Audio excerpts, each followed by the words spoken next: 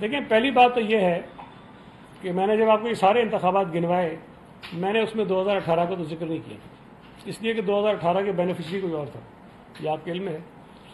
اور بلال بھٹو زرداری صاحب جب وزیر خارجہ بنے تھے تو وہ 2018 والی اسمبلی تھی، اور اس اسمبلی میں جب اس کے خلاف عدم اعتماد ہوا اور وہ ہٹ گیا تو ایک اتحادی حکومت بنی اور اس کے اندر بلال بھٹو صاحب وزیر خارجہ بنے۔ میرا خیال ہے کہ اس کیس کو تو آپ اس سے الگ رکھیں، اس سے کوئی تعلق نہیں بنتا۔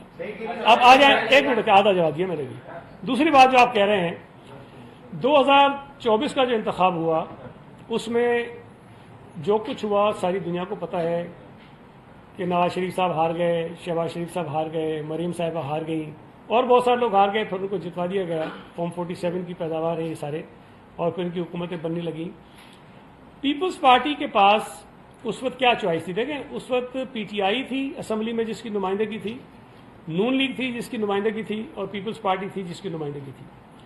صورتحال یہ بن رہی تھی کہ اگر پی ٹی آئی چاہتی تو پیپلز پارٹی کے ساتھ مل کر حکومت بنا سکتی تھی، اور دوسرا آپشن یہ تھا کہ پیپلز پارٹی نون لیگ کے ساتھ مل کر حکومت بناتی۔ میں گواہ ہوں اس بات کا، یہ میں آپ کو بتا دوں، گواہ ہوں اس لیے کہ میں اس کمیٹی میں شامل رہا جس کمیٹی نے مذاکرات کیے تھے۔ پیپلز پارٹی کو یہ آفر ہوئی تھی کہ کابینہ میں آپ شامل ہوں، بلکہ یہ آفر ہوئی تھی کہ یہ جو 5 سالہ ٹرم ہے وزیر اعظم کی، آدھی ٹرم جو ہے وہ نون لیگ کی ہوگی، آدھی ٹرم جو ہے پیپلز پارٹی کی ہوگی، وزیر اعظم پیپلز پارٹی کا ہوگا۔ پیپلز پارٹی نے نہیں مانی، نہ ہم کابینہ میں گئے، نہ ہم نے آدھی عرصے کے لیے وزارت اعظم تسلیم کی۔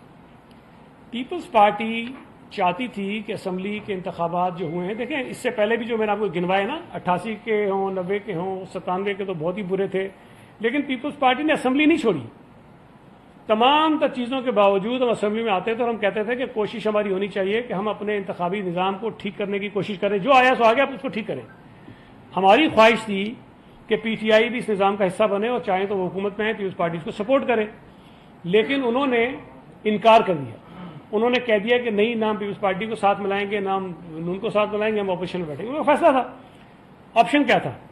پیپلز پارٹی نون لیگ کے ساتھ حکومت میں جاتی، مطلب ان کی حکومت بننے میں ان کی مدد کرتی، یا پیپلز پارٹی بھی کہتی ہے کہ ہم نہیں کرتے، اسمبلی دوبارہ تحلیل ہو جاتی۔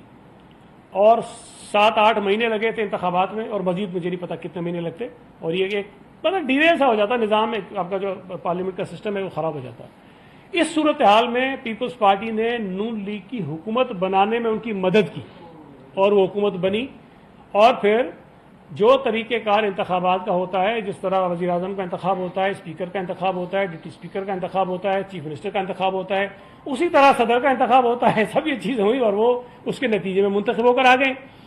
جہاں گورنر شورنر ہوتے ہیں وہ تو نامزد کردہ ہوتے ہیں، ان کا تو کوئی مسئلہ نہیں ہوتا، وہ کوئی ووٹ لے کے تھوڑی آتے ہیں کہیں سے، گورنر جب چاہیے ہٹا دیں۔